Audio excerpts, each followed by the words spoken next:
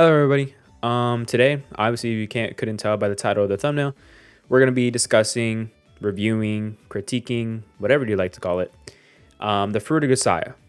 And the Fruit of Grisaia, to start off, is a harem psychological drama, which features the MC Yuji Kazumi being sent to Mahama Academy because he wanted to live an ordinary life. And here at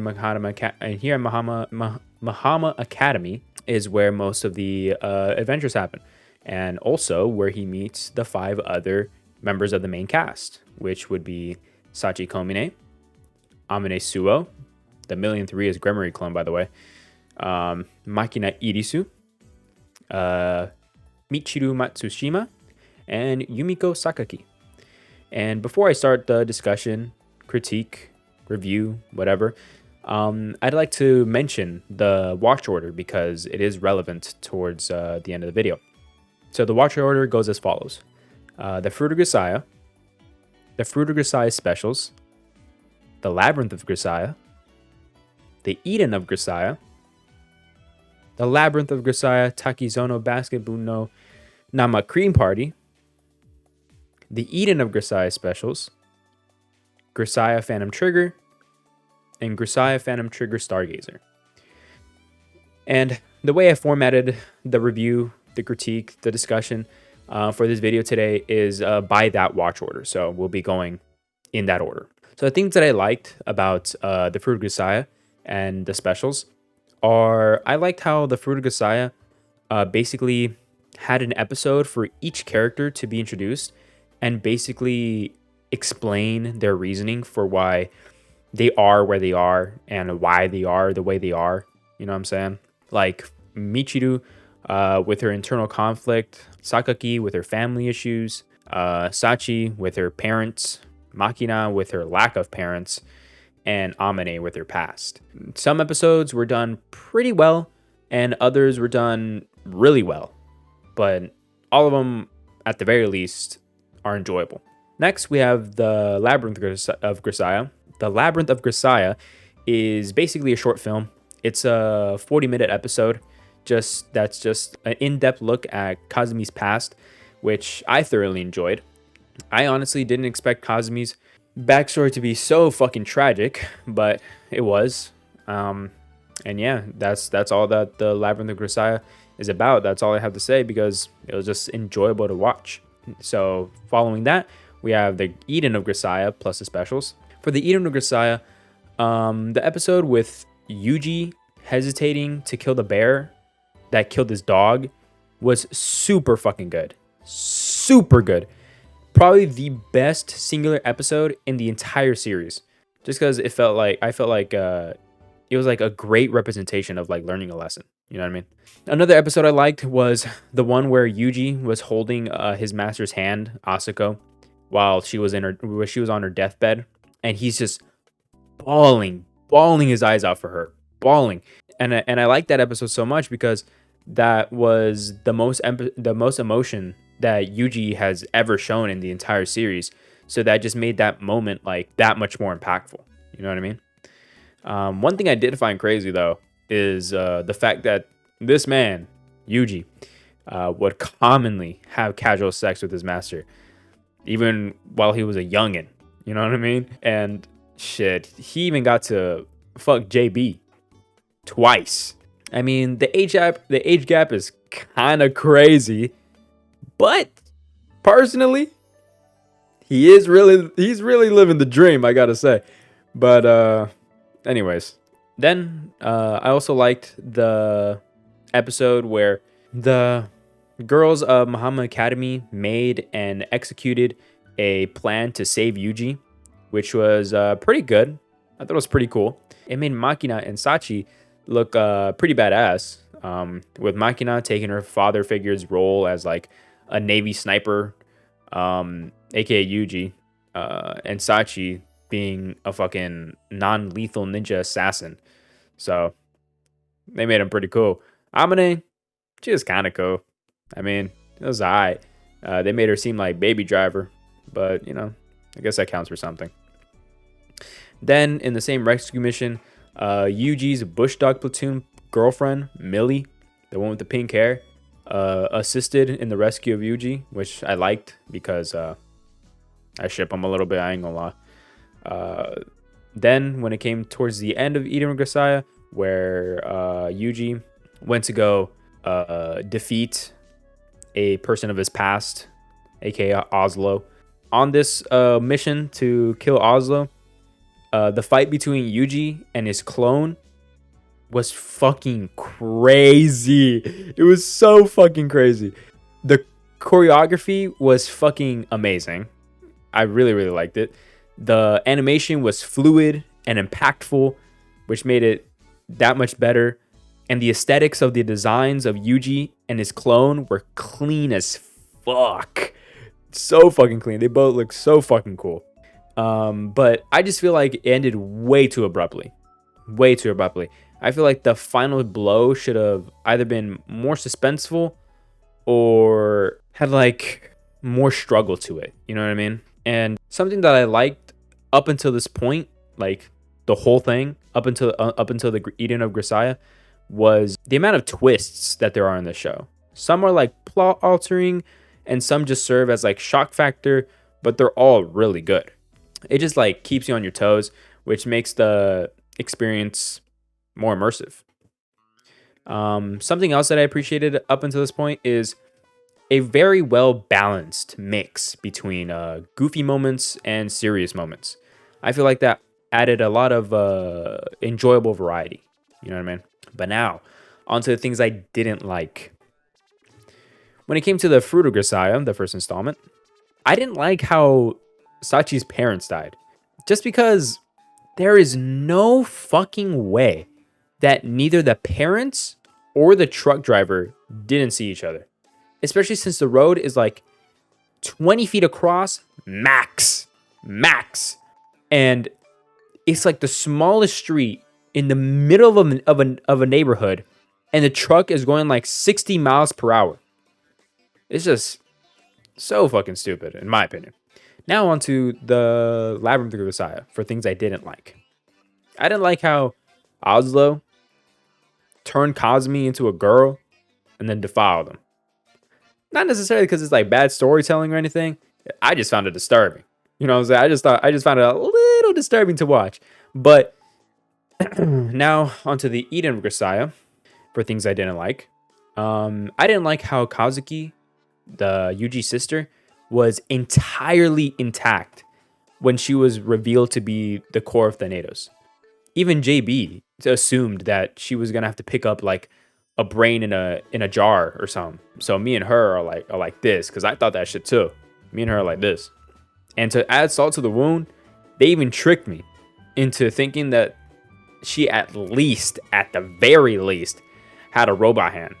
But she just took that shit off and said she thought it was a funny joke. Like, the fuck? It just didn't make any sense in my opinion. Another thing I kind of didn't like is how they didn't make an emotional reveal for Kazumi and Kazuki. Yuji just walked up to her, his sister, like shit was normal. And I say I kind of didn't like it because even though the reveal wasn't emotional, Kazumi did kind of break down in Kazuki's arms for like a couple seconds. So that kind of made up for it. And while we're on the topic of Kazumi and Kazuki, I didn't like how they had a really intimate relationship. Like, Kazuki, the older sister, literally wants to fuck Kazumi, the younger brother. Like, I get it. It's a harem, but come on. Spare the sister at least. At the very least. Anyways, I also didn't like how short the Azo fight was. I mean, Azo was like the whole reason that Kazumi even went to his base in the first place. And the whole fight turned out to be anticlimactic in my opinion. Lastly, this is entirely personal preference, but I didn't like how Asako, JB, Millie, or even JB's secretary weren't featured in any of the specials. And I say that because the specials are purely fan service. Purely. Like, it's some serious degenerate shit. Which is why I was disappointed when I didn't see Asako, JB, Millie, or even JB's secretary in any of them. Actually, I think Millie was in one. Yeah, I think Millie was in one now that I remember. But it wasn't as good. It wasn't as good as the rest. Or it wasn't as degenerate as the rest, I should say. Good is kind of crazy. Also, with every harem, like, all these bitches are in love with him. But, you know, you gotta root for one. You know what I'm saying? You gotta root for one. And in the end, I wanted Kazumi to end up with preferably Millie. But I also wouldn't have complained if it was Michiru. But above those two, I wanted him to stay loyal to his master, Asuko, and not get with anyone, because it was clear that Yuji loved her more than a character. You know what I'm saying? And it's not clear that he got with somebody or didn't get with somebody or got with all of them. Who knows? You know what I'm saying? Also, just on a random side note, the animation and the cinematography of this anime is surprisingly fucking good. Like, it's surprisingly really smooth for some reason. And surprisingly, like, cinematic. I don't understand why, but it is. I don't understand why. So that's a plus.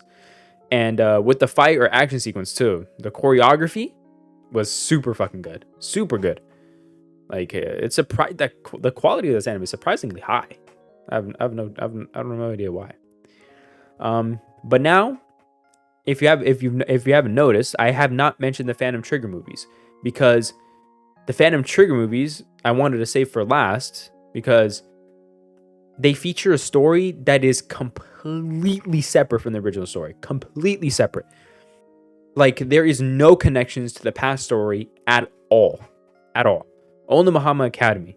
So, this is basically a sequel, but again, does not continue the original story at all. But with that being said, it was still an enjoyable watch. But when you've been following a certain story since the beginning, and then they throw you a completely separate story under the same name, you kind of end up watching the new story, constantly hoping that it'll connect to the original story, but then it never does. And it just feels like you watch the new story for nothing and kind of view it as like a waste of time, even though it was still semi-enjoyable. With watching this first two-part movie, you don't really get attached to the characters, but with this second one, because it was more heartfelt, you finally start to accept this new story. And but unfortunately, that's where the story ends. The original story ended after the Eden of Grisaia and its specials, even if I didn't really want to accept that reality. And now this story ended after 2 movies. So when finishing the series, it left a sort of like double void in my soul, because it left me wanting more of the original storyline and its characters, and then it cut off the storyline that I was just starting to accept and enjoy. So, you know, it just left felt like a double void in my heart, you know what I'm saying? In my soul. So with all that being said, now let's move on to the rating. The genre for this anime, as mentioned previously, is a harem psychological drama, but it's a harem above all else, so we'll be rating it off of that. So for a harem anime, this anime was amazing. I ain't gonna lie to you. It was super fucking enjoyable. Super enjoyable. So for the harem genre, so in genre rating, specifically harem, for harems, this anime gets a confident 9 out of 10. Confident 9 out of 10. Now, for anime overall, on the other hand, this anime gets a comfortable 8 out of 10. Comfortable. Not confident, but comfortable. But yeah. Anyways, that's it for the review of the Fruit of Grisaia. If you liked it, please consider liking or subscribing, but preferably both. And make sure to tune in next time, where I'll be reviewing Steins Gate.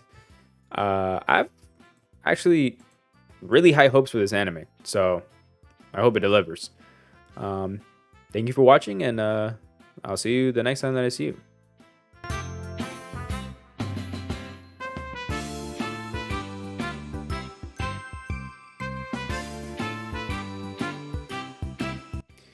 But before we end, I did want to say that this video, I actually like created a kind of script for it, so it was a lot more formatted and clear to the point. And with this method, I'm able to really cover everything that I had an opinion about when watching it.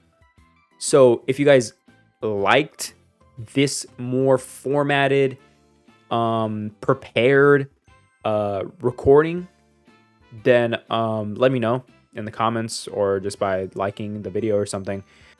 Because usually, as soon as I finish the anime, like as soon as the episode ends, I turn on my OBS and I hit record and I just start speaking.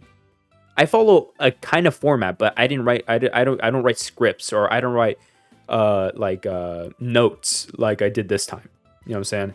So if you guys like a more formatted video, a more prepared video, instead of me just raw dogging, straight emotion, straight shit, you know what I'm saying? Straight just chit chat, then let me know. You know what I'm saying? This note thing, it takes a little tiny bit more work, and I don't know, it feels a little bit less genuine to me.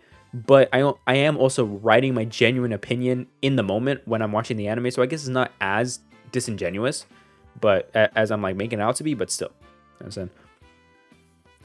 So yeah. Now that's really it. That's the end. So yeah. Goodbye.